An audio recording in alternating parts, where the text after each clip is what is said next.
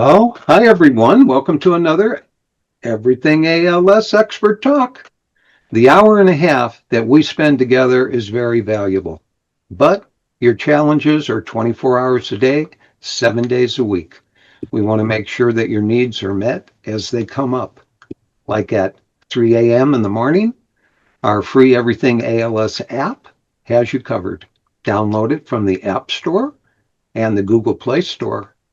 Our AI guide is always ready with answers sourced from our past expert talks 24/7.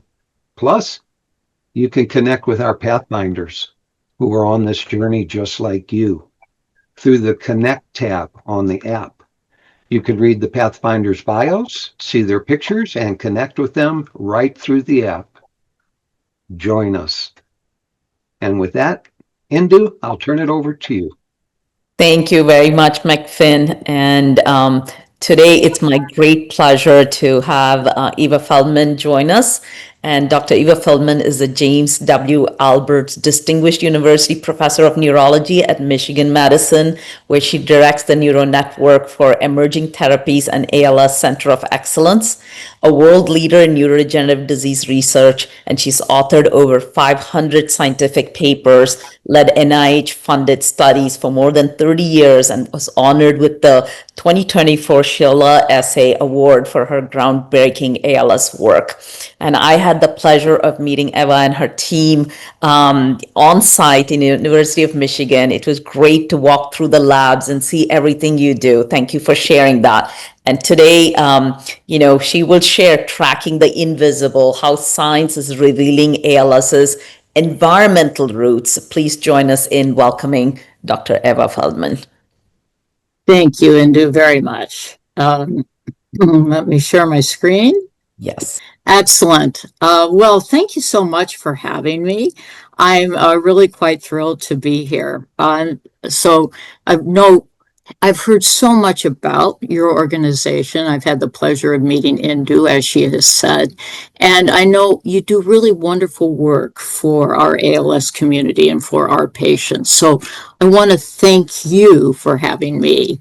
And today what I'm going to do is talk about tracking the invisible, how science is revealing ALS's environmental roots. I'm again okay, here we go. And my funding sources are disclosed below. So this is a video clip that I think you're all very familiar with. One of the last video clips of Lou Gehrig. I show it because I think it's really critical for all of us to realize that since this video clip was made to current, we have made substantial progress. Look at his frustration. That was, you're going to see now, the very last time he was at bat. He then took himself out of the game, as I'm sure you all know the story. Went first to Columbia, but then got on a plane, went to the Mayo Clinic, where he was diagnosed with a disorder that now carries his name frequently, Amyotrophic Lateral Sclerosis, or Lou Gehrig's disease. And as you know, it's a progressive lethal neurodegenerative disease of motor neurons and network connections. I think it's important for all of us to realize that, we now know that ALS can broadly affect the entire brain connectome, and half of all patients will later on in their disease experience behavioral signs. It's important for us to always remember that there are multiple subtypes of ALS. There's bulbar limb onset flail, arm flail, leg. And what I tell a patient when I first diagnose them, which is one of my positions at the University of Michigan, is that while it has one name, ALS, it's really many, many different diseases. And we always have to keep that in mind as we're diagnosing and treating our patients. And here's an example from one of our papers. I think this came from our Lancet paper, where we're looking at the different ALS subtypes. And as you can see, people with what we call individuals with limb onset ALS make about a third. of the individuals who present first with bulbar findings, difficulty speaking and swallowing, make about another third of the individuals, and then the remaining subtypes constitute the remainder of those patients with ALS. For some reason, my slides aren't advancing on their own.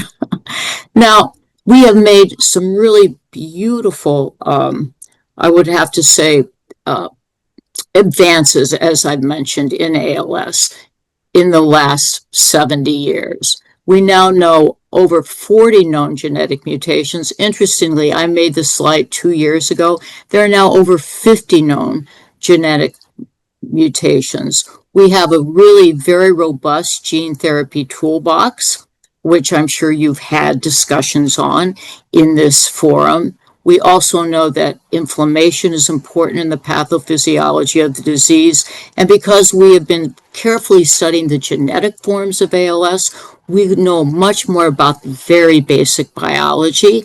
And recently, we and others have created new clinical progression tools. And importantly, and with the focus of today's talk, is talking about the exposome. And that is all the environmental components that can affect neurodegenerative diseases, including ALS.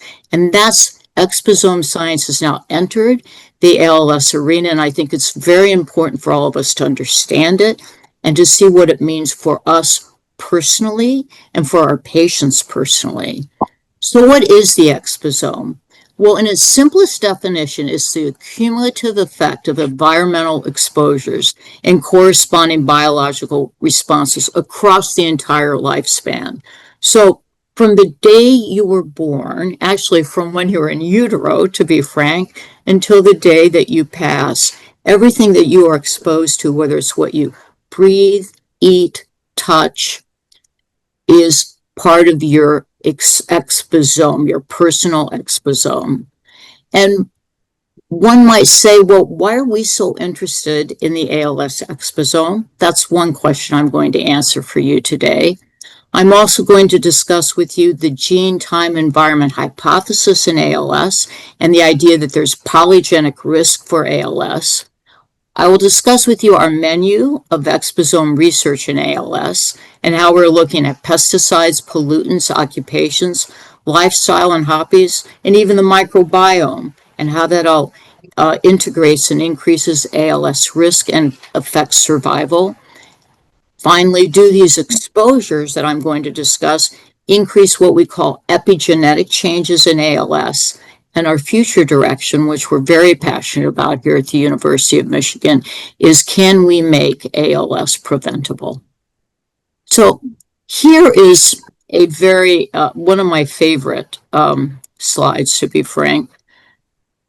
I am struggling, excuse me for one moment, with getting rid of my video. Just give me one moment. Spotlight, disable. Hide video panel. No. Got it. I wanted to get rid of the floating meeting controls because I couldn't see my own slides.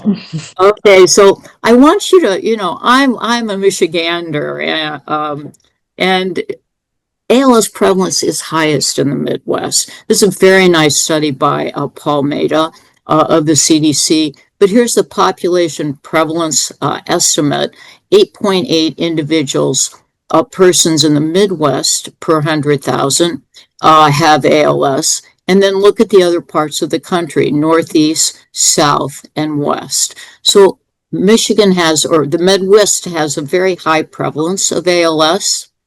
And also, I think, and importantly, if you look at the USA, the 2017 ALS prevalence from the CDC, you see both prevalence and what Paul Maida calls adjusted prevalence, and that is adjusting for unreported cases.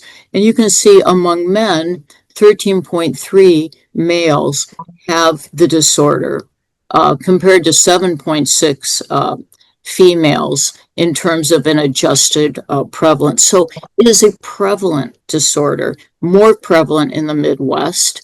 And when Paul Beta and his team at the CDC do what's known as a capture-recapture estimate, and they then look at the prevalence based on age. I think what you can see is that between the ages of 50 to 59, the prevalence increases to 15.9 per 100,000, and then it really becomes quite, I think, alarmingly high between 60 and 69 to 23.1, and over the age of 70 to nearly 30.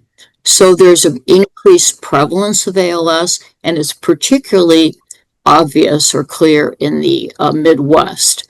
Now, my state of Michigan is both agricultural and industrial, so we have pollutants from both of our major industries. And here's a very interesting map of Michigan where NPL in red indicates Superfund sites, unclean Superfund sites, while Tri in blue indicates facilities that have emissions which are considered toxic.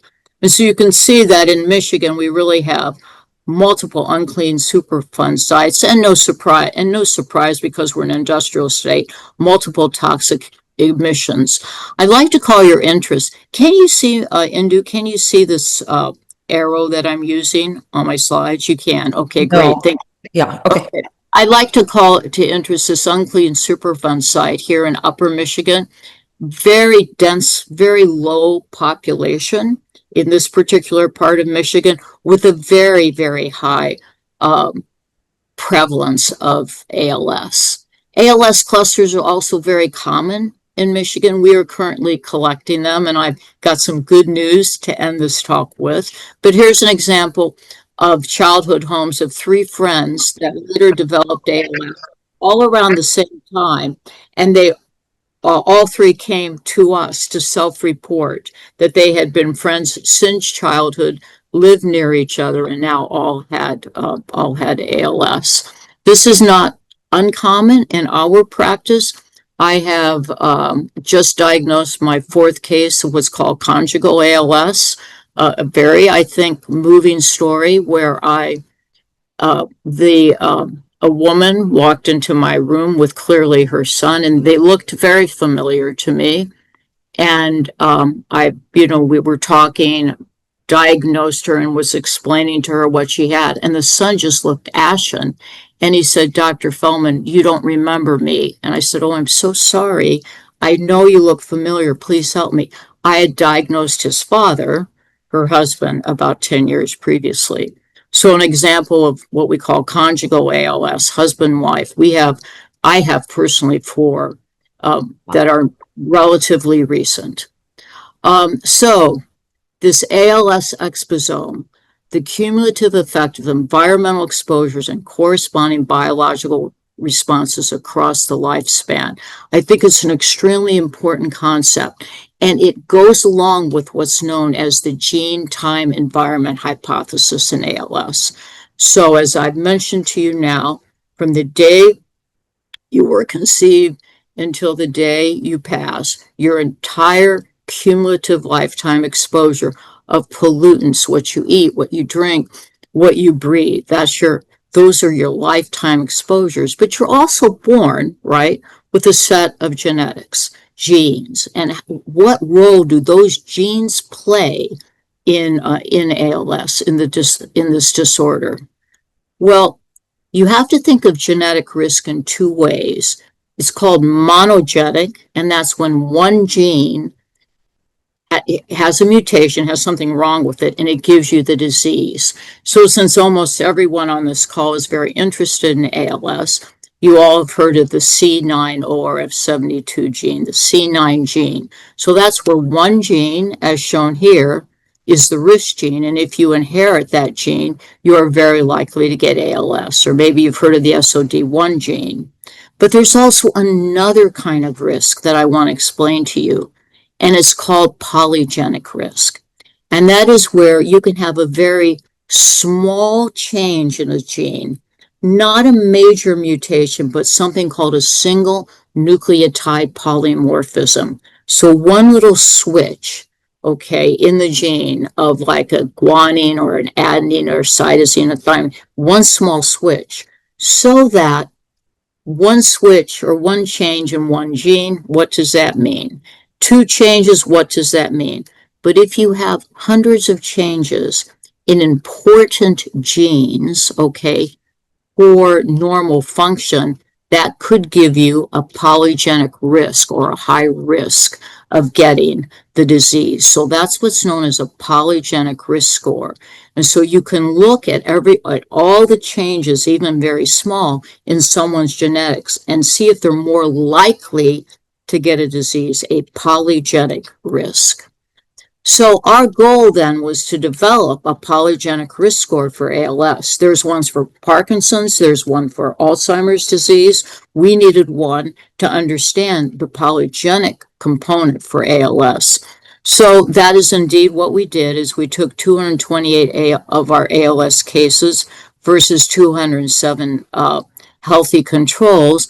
And we did a gene microarray, and then we did a best model fit of these single nucleotide polymorphisms, and we identified 280 of these. And from that, we were able to create a polygenic risk score, which improves the prediction of ALS risk. And we then took this polygenic risk score and we confirmed it in a completely separate European population.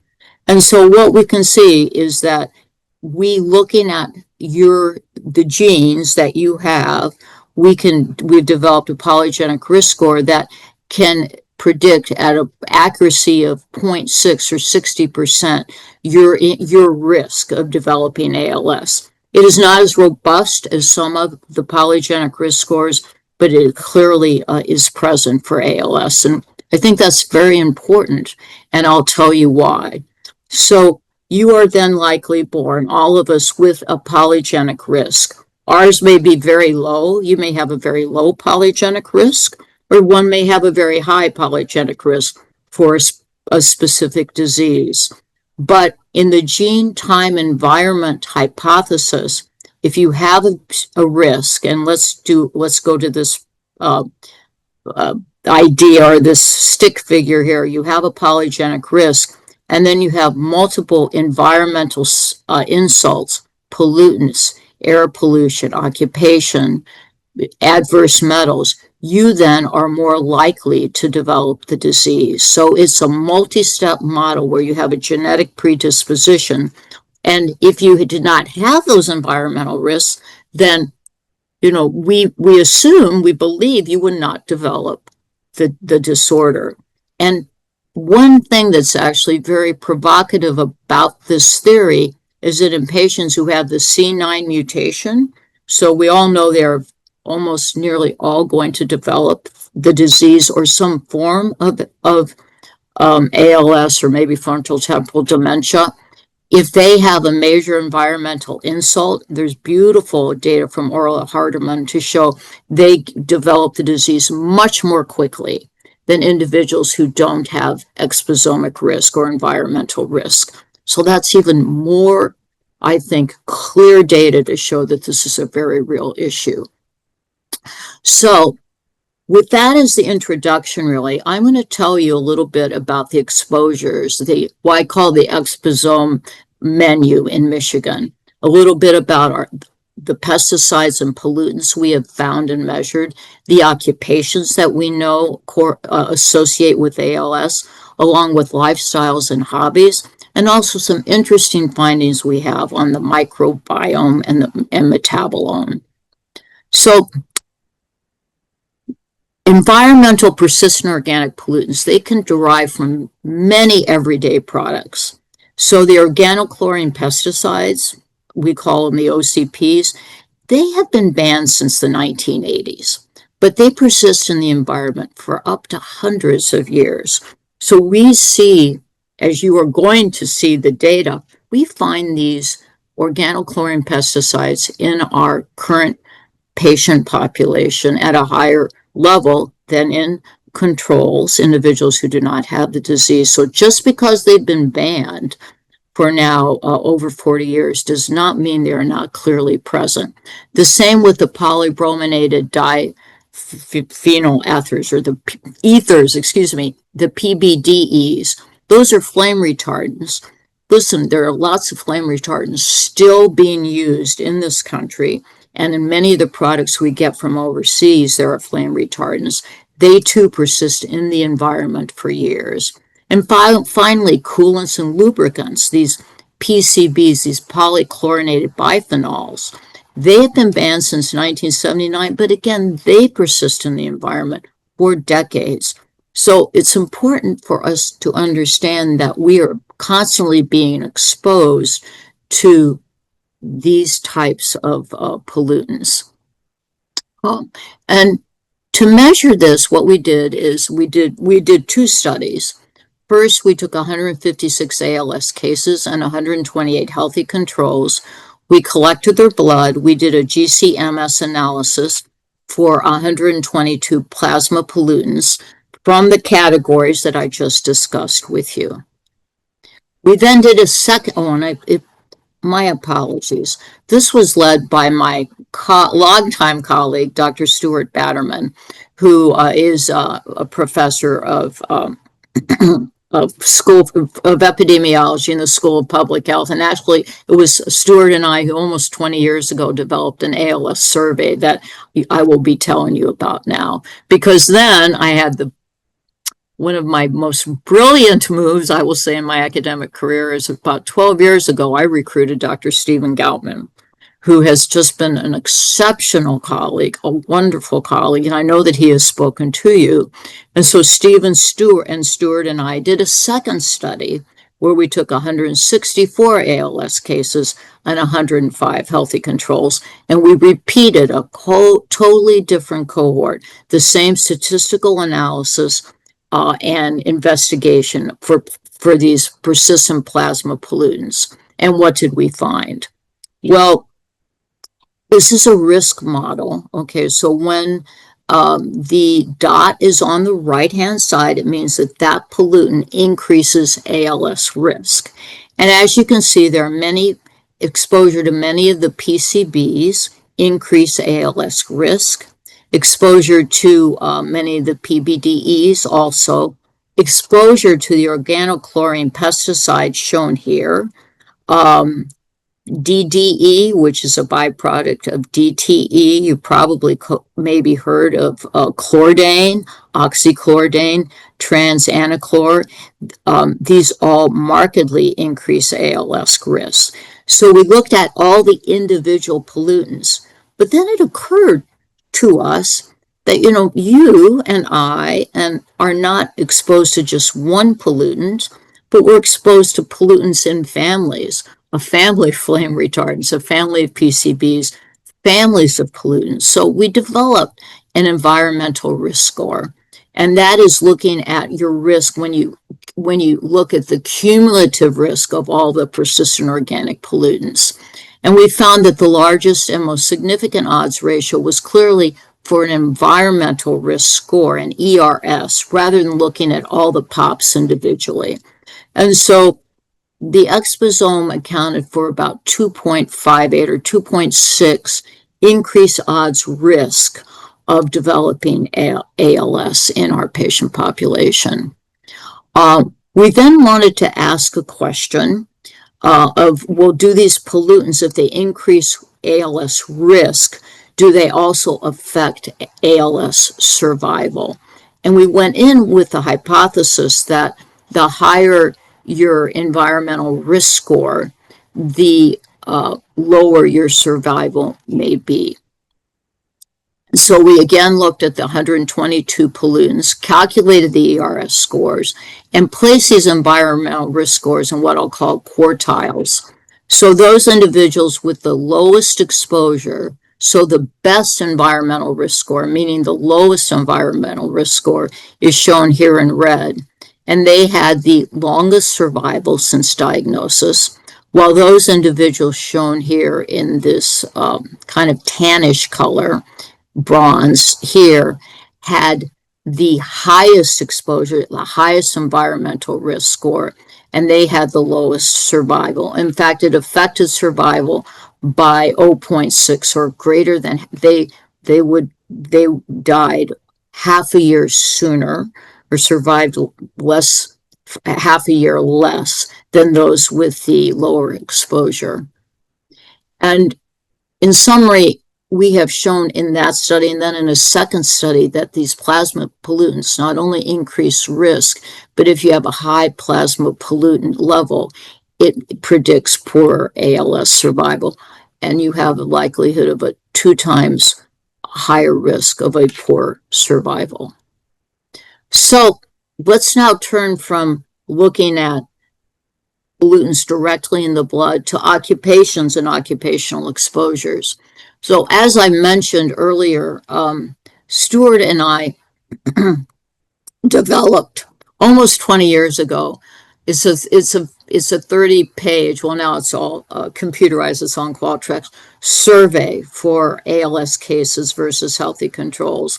But it was when Stephen Goutman joined us that we really made, I'll say, rubber hit the road and really began a very serious study of our ALS patient population, doing a very careful survey of their job and hobby exposures. And then all these jobs were classified by what's known as a standard occupational classification that places what you do in very specific categories. And then we did a statistical analysis of your occupation and hobby exposures. And so in the first study, we looked at 381 ALS cases versus 272 healthy controls. And what we found is if you had a job in what we'll call a production occupation, so you worked on the line, you worked with pesticides, you worked with metals, particulate matter, then you had a higher increased ALS risk. In a second study, what we were able to show, we looked at 378 ALS cases, the same compared to the same healthy controls. And in this case, we wanted to look at ALS survival. And what we saw that if, again, you had a job if you were in production, what we call production occupations, you're on the line, you're a welder. And we see a lot of that, of course, in Michigan, being an auto state. You had a lower ALS survival. And also, if you were in the military, we found that those serving in the military had a lower survival, along again with any job with pesticide exposure. And interestingly enough, certain production jobs on the line in particular were linked to bulbar or cervical onset. So we were pleased that this particular finding received public press, not only in Michigan, but even nationally, because we wanted individuals to know that there is an environmental risk that we need to be thinking about for ALS. And interestingly, production occupation in the Midwest is among the highest in the United States. So here we are in Michigan, 10.2%. So 1 out of every 10 people who hold a job in the state of Michigan hold a job that's classified as a production occupation, compared to, for example, the state of California. So it's no wonder, based on our work, that the Midwest has the highest prevalence of ALS. Now, lifestyle and hobbies that correlate with ALS risk.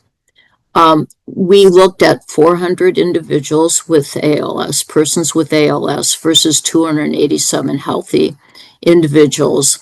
And what we found was exposure of golfing, hunting, shooting, and woodworking. And when you think about it, golfing with the pesticides, hunting and shooting with the metals, and woodworking with the chemicals increase ALS risk. Gardening was increased 5 years prior to onset of the disease. And interesting, swimming and weightlifting were associated with having a younger onset of ALS. I will tell you an interesting story about these findings. The day these findings were published, they received a lot of press also because of the golfing piece. And I just so happened to be in Palm Beach, Florida, trying to raise money for ALS at the Palm Beach Country Club. And I'm about to speak. to a group of golfers, and then this comes out. So it was both moving for them, I think, because one of their golf pros had previously died of ALS, and that was one of the reasons I was there.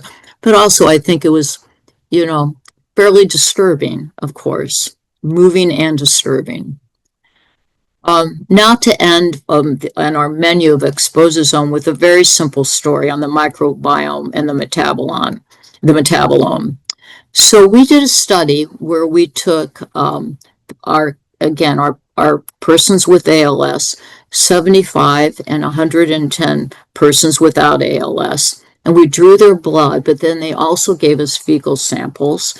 And we did that, you can say, at time 1, and then they did it again a year later and then a year later. So we looked at fecal samples throughout time over a 2-year period.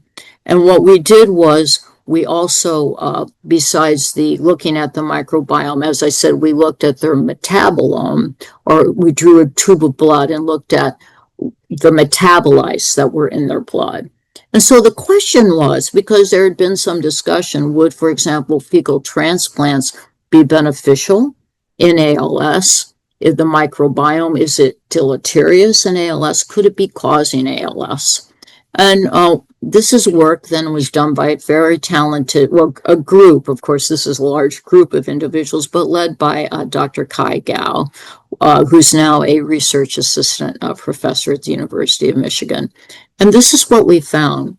We found that microbiome diversity, so in your gut, you're supposed to have a lot of different bacteria if you have a healthy gut and a healthy microbiome. And we found that patients with ALS do not have that, okay? Their microbiome diversity is down. So persons with ALS do not have a high diversity. And when that is down, we also found that the beneficial immune modulating bacteria that produce what's known as butyrate are very decreased, and so that the butyrate levels that are in the blood are decreased. So it's a cycle.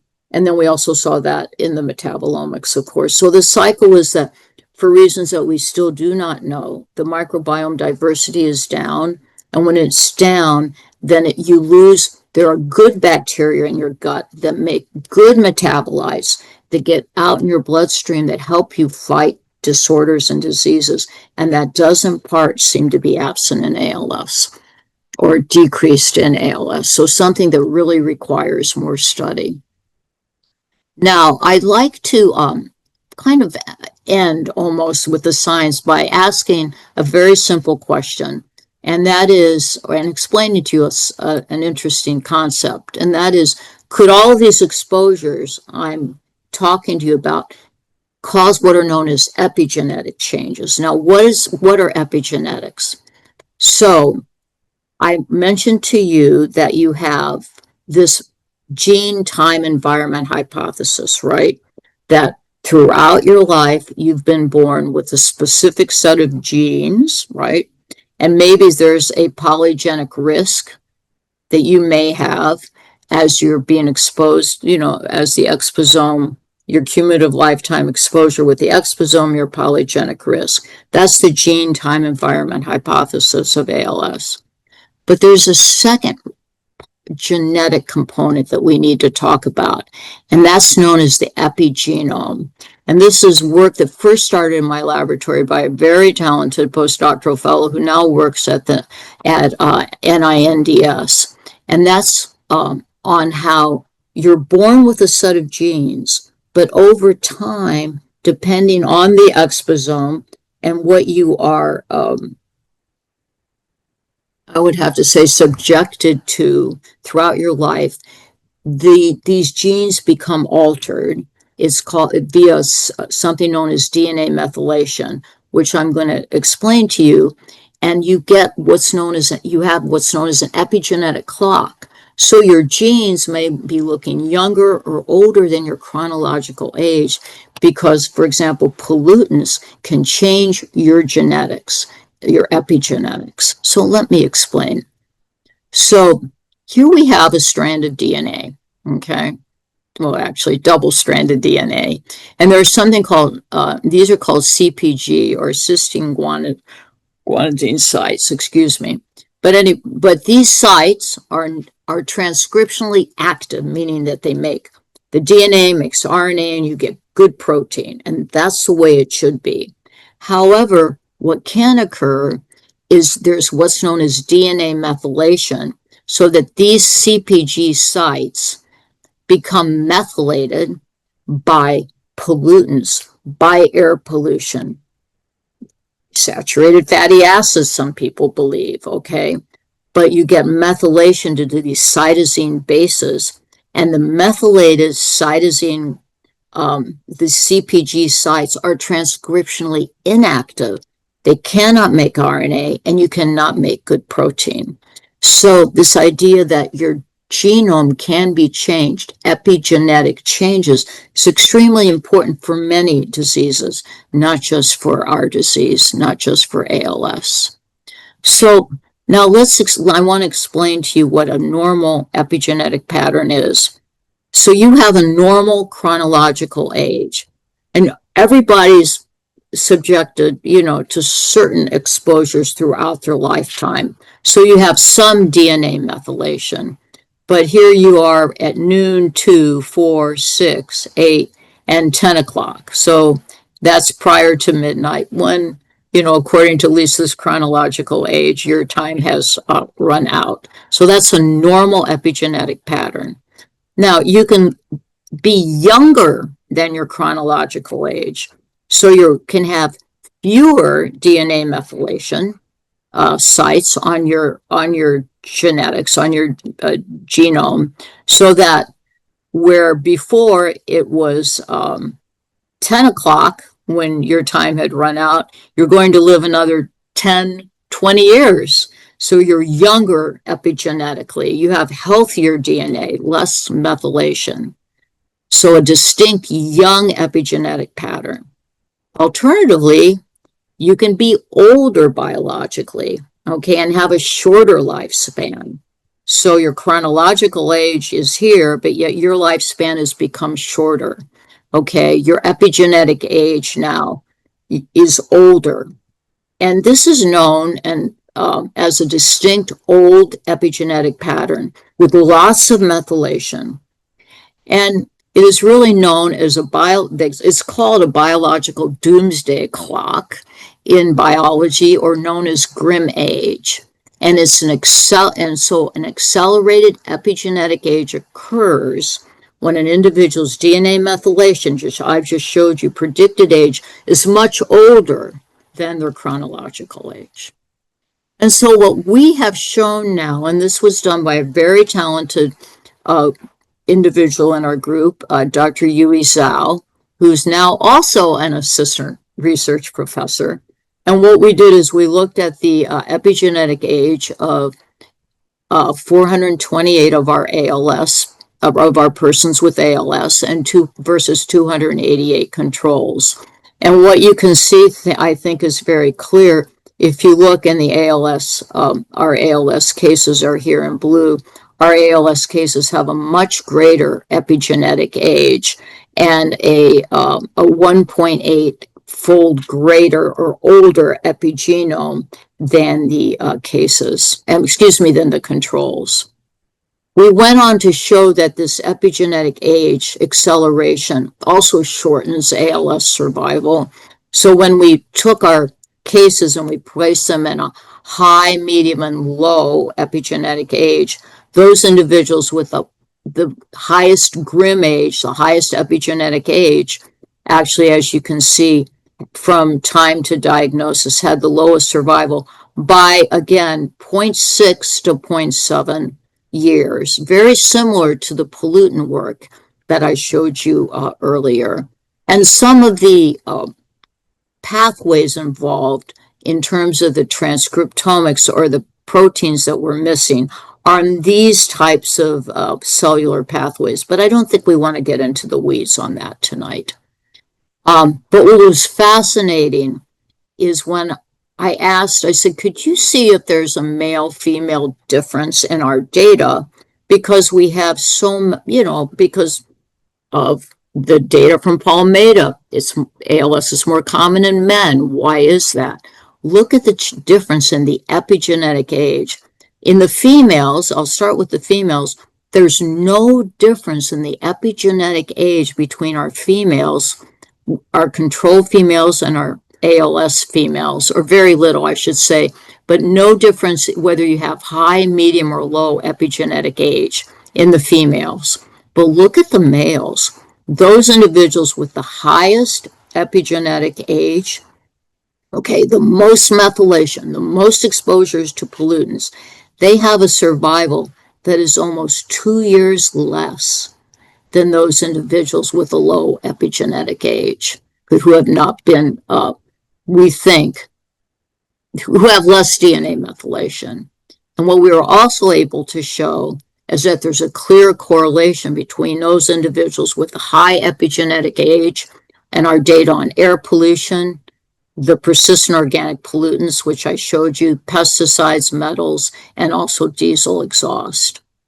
So in summary, what I'd like to tell you is that I hope I've convinced you that there is a gene time environment hypothesis, and we developed a polygenic risk score so we could understand everyone's polygenic risk, but that the exposome increases ALS risk. Even if you have a high polygenic risk, if you don't have exposures, you may not develop the disease. And we have talked to you about our environmental risk scores on organochlorine pesticides and pollutants, occupations, hobbies, and then the microbiome. I've showed you how grim age is increased in the ALS epigenome, and we firmly believe that's due to the exposures. I've showed you those data. So what are next steps? That's what we all want to know on this call. Well, I really think that we're ready for an implementation of risk prevention strategies as a community. When we have shown everything that I've shown, you see here in the circle, we have shown increases ALS risk. And in many of these, we also have good data that ALS survival is decreased. So we need, if you have a high polygenic risk, maybe one should particularly be aware of these potential exposures that could increase your risk for disease. But also we as a community, we believe, need to think very, very hard about cleaning up our unclean Superfund sites, paying much more attention to air pollution, to our lifestyle and socioeconomic status, pesticides, cleanup that still needs to be done. And so what we're doing now in Michigan, and I know Indu knows about this, is a first-in-kind prospective study of ALS risk. So we're entering 4,000 healthy production workers from Michigan. We call it My Brain.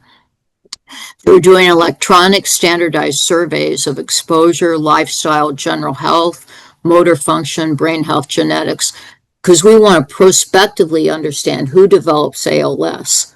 Okay, because if we could understand what that cohort really looks like prospectively, then we could really develop, I think, good prevention strategies like they have in heart disease, like they have in cancer. So ALS prevention is a real and attainable goal. And I believe that's where science truly meets patient care. I'm very pleased to end by telling you as of May 15th, ALS is now a reportable disease in the state of Michigan. My tagline for the last 5 years is let's make ALS reportable so we can make it preventable. So if these clusters that I believe we have are around unclean Superfund sites, uncleaned areas, then we can go in and clean up those areas and maybe prevent future cases of ALS. So this gene time environment research, I call it a true team sport. I certainly have mentioned to you Dr. Goutman, Dr. Batterman, Dr. Balkuski. I showed you her picture. I realized I didn't mention her name, and Dr. Zhao. But then this is also my basic science laboratory because there's a lot behind what we do. And I'm very grateful to all of them, more than I can put into words. Very grateful to my patients. I've been an ALS physician for 30 years.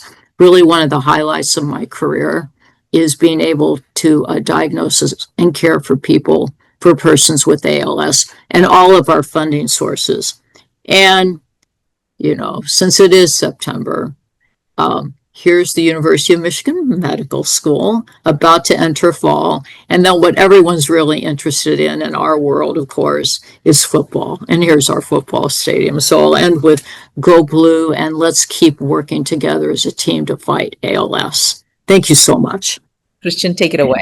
Yep, Dr. Feldman, thank you again for the presentation. And I'm going to kick us off with our Q&A. So the first question is, do we know anything about firefighting chemicals hosed off of runways into the groundwater after firefighting practice? All runways, including military bases, would be susceptible to that. Could this be a significant exposure route relevant to the ALS exposome? Yes, it could be. We don't have direct data. We do have direct data for military and for firefighters, and there's an increased risk in both. But what we have not measured, right? You would need to measure groundwater and soil to show the pollutants and if they exist, but I'm sure they do. It would surprise me if they did not, right? Yeah, thank you so much. Who might undergo genetic testing despite being healthy or asymptomatic? What's the rationale, or what are the explanations you provide to people to make sure they do it? Yeah. Well, so it's interesting. If you talk to many physicians, I'll say seasoned physicians like myself. Major injury to the spine and foot could have been a contributing factor to my limb side ALS. Most of us thought by now everyone would have a whole genome sequencing. And literally have a credit card with your whole genome sequencing and a QR card. But that hasn't happened. It could be, where the technology is there. So it's very expensive to get whole genome sequencing, and then you would need someone to interpret it. So if you're healthy with no family history of ALS, then I don't recommend that you get genetic testing. But I do recommend that you be aware of the exposome, aware of pollutants. I think there's a lot of research that show that what we see that causes ALS also causes other disorders, as cancer, other neurodegenerative diseases, Parkinson's disease. There's a really strong story for pesticides and Parkinson's disease. So even if you have no genetic, you're healthy, no family history of disease, I would still think that you want to be very conscious of your exposome exposures. Thank you, Dr. Feldman. Thank you for that. The next question is, please share how we can get the same genetic testing done. Regular, you mean polygenic risk scores done, or regular genetic testing done? All ALS clinics now provide regular genetic testing where you are tested for. I think now we're automatically testing for 20 some genes, and that is sponsored, so everyone gets genetic testing in all ALS clinics or ALS centers that are at least funded by the ALS Association. So that's for monogenetic ALS, such as SOD1, C9, or F72. Polygenic testing that I discussed is still considered experimental. It has not yet been CLIA certified or patented or made commercialized, unfortunately. Thank you. In the chart of the predictive polygenic score, there was the x-axis that was labeled specificity from 0 to 1. What did the x-axis measure specifically? Is that a percentage of the 208 SNPs present? Yes, it's the accuracy of if you have those SNPs, if you have those 280 single nucleotide polymorphism, the accuracy, the area under the curve, the accuracy that if those are present, that would be your percentage of developing ALS or your risk of ALS. Next question, given the evidence of environmental toxins contributing to ALS, how much are the ALS clinics in Michigan and other areas working on safely detoxing these toxins from ALS patients in the hope of slowing, or if very successful, even stopping ALS progression in these patients? So unfortunately, there's no data to show, for example, a lot of people undergo detoxification for metals. There's no data to show that it is helpful to detox from metals. We have no particular way to detox from persistent organic pollutants like from PCBs, PBDEs, or OCPs. But detoxing from metals and having cleanses is not shown to be effective at all. We have shown that there's an increased risk of ALS I didn't show those data just due to time, because I wanted more time for discussion, due to metal exposures. The metals that you probably already think about, but there's actually undergoing detoxification for metals has not ever been shown to be effective. Thank you. Is there a correlation between ALS and Lyme disease, including co-infections? Not to my knowledge. Okay, but I'm not the most, but no, not to my knowledge, there is not. I see someone named Kathleen McCollum has had her hand up the entire time. And so maybe we could call on her, because I'm looking at her every time I answer a question. Go ahead, Kathleen. Well, I'm here with Willard Blackwell, Go for it, and Kathleen. we typed in some of the questions. He was really curious about the occupations and the sports injuries. Right. He had 2 injuries at 25 and 7, a spinal injury with 50 stitches and a crushed foot. He was really curious, if that was a contributing factor. Also, the fact that he grew up in Guam, and he did work a job with some chemicals. Well, our research shows that there's an association between exposures similar to what he had growing up in Guam and with chemicals and ALS. Whether that exposure caused his ALS or not, we would never know for certain. But yes, there's a clear association. Our research has shown that. If you look at populations. So the problem is you look at populations, to answer for each individual person, we don't know, but population-wise, the answer is yes. We also have data, and there's been some nice published data too. Head trauma increases the risk of ALS. There's a very nice paper from the NFL, actually, in the National Football League, that showed that those individuals that had positions in football where there was the most head trauma had the higher incidence of ALS. So spinal cord trauma, that's a great question. I do not know that answer. We've actually not looked. We've looked at head trauma, but we've never looked at spinal cord trauma, so I cannot speak to that. But he has certainly had been subjected to those, I would have to say, exposures that we believe are correlated with the disease. Our data shows are correlated with the disease. Great. Thank you so much. You mentioned several kind of risk rankings around outdoor activity and different types of sports. Was equestrianism, or were equestrians identified in the trial or the study? No, they weren't actually.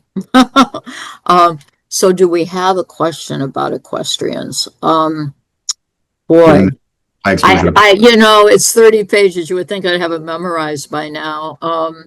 We just are publishing an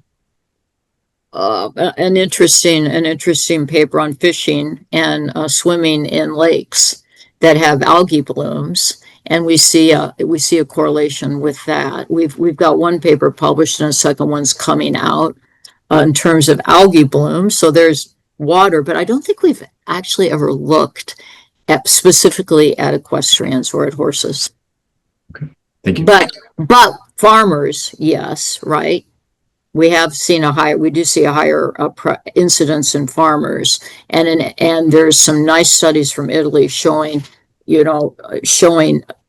a much higher incidence, even higher than we see individuals who live near farming communities and where there's exposure to pesticides. So maybe there's some association in that way, but we've never directly looked at it. Thank you. Thank you. Why isn't testing for toxins standard of care for ALS? I don't know. I wouldn't mind it being standard of care for ALS. I mean, that shouldn't surprise you, should it? I will tell you one thing, it's very expensive. So it's GCMS, so it's gas chromatography, mass spectroscopy. So it's a very laborious scientific technique. Still, there's no easy way yet to test for these pollutants. So in and of itself it's very expensive. And it is commercially available, but at a very high price. And we actually, for our studies, pay dearly in terms of getting these tests done. So I think it could be a matter of cost. It also probably has to be a matter of all the data I've shown you, and I have to emphasize this, is association data, right? I can associate these pollutants with the disease. I associate these occupations with the disease, but I haven't proven that it's that pollutant that causes the disease in this one particular person. And you can kind of do that with mice, but I've spent a lot of time working with mice, and the ALS mouse just isn't like too much is different with the ALS mouse than the ALS person. So probably some of it is also that I don't think insurance or other companies would pay for it because it's more of an association at this point. Thank you. Thank you.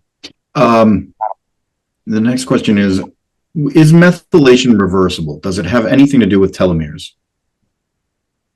That's a good question. Is what reversible? Epigenetic changes? No, methylation or. Is methylation reversible? Yeah.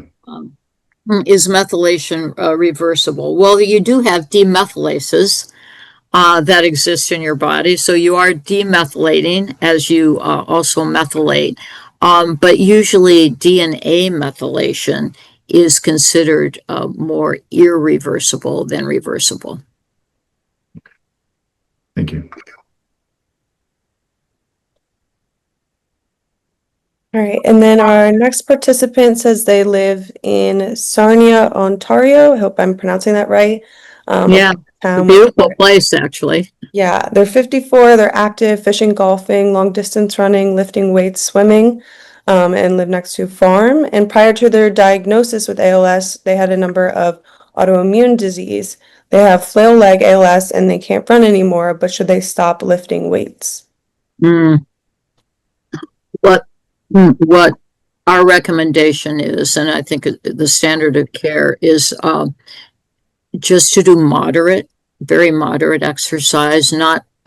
We would not suggest heavy weight lifting, but very moderate exercise is good to maintain, muscle activity. But what you don't want to do is stress your system. So you have one motor neuron, right, say in your spinal cord, that's bringing out a nerve that's connected to, say, 5 muscle fibers. And that motor neuron isn't feeling 100%. It's somewhat ill with the disease. And so if you stress it, then it, like potentially people believe, it could exacerbate the disease. So if you do too vigorous of an exercise, you could be stressing the system that is kind of just maintaining an equilibrium and causing the disease to progress. So we would say just very modest, mild, modest training, but nothing too vigorous. What about the other exposures to, like with golfing and like environmental exposure? Should I be wary of that now? Oh, I don't know. I mean, you're talking to the woman who was at the Palm Beach Country Club saying that golfing was bad to a group of golfers. It's an association. It's an association. It really, truly is. And I have to emphasize that, but our data do show that there's an association with, with people who golf, particularly on courses we believe that are highly treated with pesticides, even the current pesticides, for the and the current, primarily the current pesticides, in order for the lawns or the greens to look beautiful. So, should you continue to golf? I would say yes, but is it a risk? Possibly. It's an association. Please, everyone know that. One quick follow-up question with Port Huron, across the St. Clair River. Is this a high pollutant area without throwing Chemical Valley in there, or is it just curious? Our data we have not tested the water in Port Huron. We have not tested the soil in Port Huron. So I don't think I can directly answer that. We do certainly have many cases from Port Huron. Okay. Thank you. Sorry. No, thank you very much. So I'll go on to the next question. What kinds of foods produce good levels of blood butyrate? Oh, to increase blood butyrate. Okay, you can increase your blood butyrate. What kind of foods? I don't think I know ketones, you have ketone bodies. Certain saturated fatty acids are actually good for your blood butyrate. Some are not. I can't answer that. I cannot answer that. Thank you. Not accurately. I don't want to give you any answer that's not 100% accurate. And someone could Google it. Go on Perplexity. If you use Perplexity, if Doing that right now. So thank you, and please help me. it says high fiber foods like the prebiotics. And maybe fermented probiotics. fibers, dairy and fats, butter, ghee, and Right, probably probiotics, etc. But polyphenol-rich food, like chocolate. Yeah, that's probably the broccoli too. Yeah. So, thank you. Grass-fed beef. Yeah. Our next question, are there other tests besides SOD1 that can help identify predisposition and risks for ALS? Well, certainly the C9 gene, which, so there is now a whole set of genes that can be drawn, where monogenic, meaning a simple mutation or a single mutation in this gene, can cause the disease. So SOD1 is the one that's most well known, but it's not the most common. The most common is C9orf72 that we are aware of, and SOD1 is the second most common, but there are several other genes. And I do think anyone with a family history should potentially consider getting genetic testing. They're in the study All ALS. They are doing a protocol known as Prevent, where if you have a family history, you can enter, and there are 35 or 40 participating sites. So there's going to be a site near you where you can enter this study, and then the genetic testing is done for free, and you are followed, even if you're healthy, completely healthy, but anyone in your family's had ALS, you can enter. Any first degree relative, you can enter, join the study, and you can get your results back if you want, and then it can lead you on one path or another. Thank you so much. We're down to our last two questions, Dr. Feldman. So, firstly, should we check for blood toxins, pollutants, before symptoms? And if something is high or things are high, is there anything we can do to manage and decrease these pollutants in the blood? Starting with, is there a way to tell themselves? Well, certainly I would say it would be important to avoid whatever potential toxins you are being exposed to. That's a very, straightforward, simple answer. As I've said, chelation, I was calling, I hate, almost even hate to use the word because I know a lot of people have undergone chelation therapy. So chelation for toxins has not been shown to have any potential positive effect on ALS. So I think more is prevention. I really think we need to engage in prevention. If everybody on this call could even just tell one other person, write one short letter, one short paragraph, tell our government, please, we need to clean up our environment. Our air is getting very polluted. Our climate is changing. The pollutants are not, we have many unclean Superfund sites in Michigan, almost, over 40. And until those are cleaned, we're all being exposed to these toxins that not only cause the disease that we're all so passionate about, but cause many other diseases. And unfortunately, there's no, quote, cure except for prevention and avoidance. All right. And then our final question is, were there a lot of ALS cases directly tied in Flint, Michigan with the water contamination? That's a great question. No, not that we are aware of. The contaminant there was primarily lead. What we don't know is realize that the contaminant is relatively recent, and it's a lifetime of exposures, not just what you were exposed to in the last 5 years. So what we are wondering, is a very, very good question.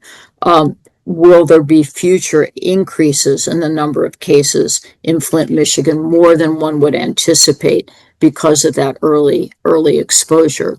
We did look at, and we published a paper, well, it's probably been 4 or 5 years ago, where we took teeth from ALS cases and controls voluntarily. And because you can measure in your tooth, it's very interesting, you can measure all the exposures, lifetime exposures you've had to metals in your teeth. They kind of like form circles, like a tree has age circles. And we saw that there was an increased exposure to lead and zinc, and I believe cadmium in individuals with ALS. So we may see an increased number later, but we have not seen anything currently. Thank you, Dr. Feldman. And with that, we're wrapping up our Q&A. And Dr. Feldman, thank you for a wonderful program, and for the time you've given us as well to go on and answer many questions. So with much appreciation, we're going to turn it back over to you, McFinn, to open it back up to the community. Oh, good. Thank you. Thank you very much. McFinn, you're on mute. This was, thank you very much for an amazing presentation. So we're really grateful for all the work you do. And Thank you, Indu. So, Dr. Feldman, one more question. Did you enjoy the diversity of questions that you received tonight? Yes. I only wish I could be more definitive in some of my answers. Maybe someday I'll be able to say it's not just an association, but it's a cause.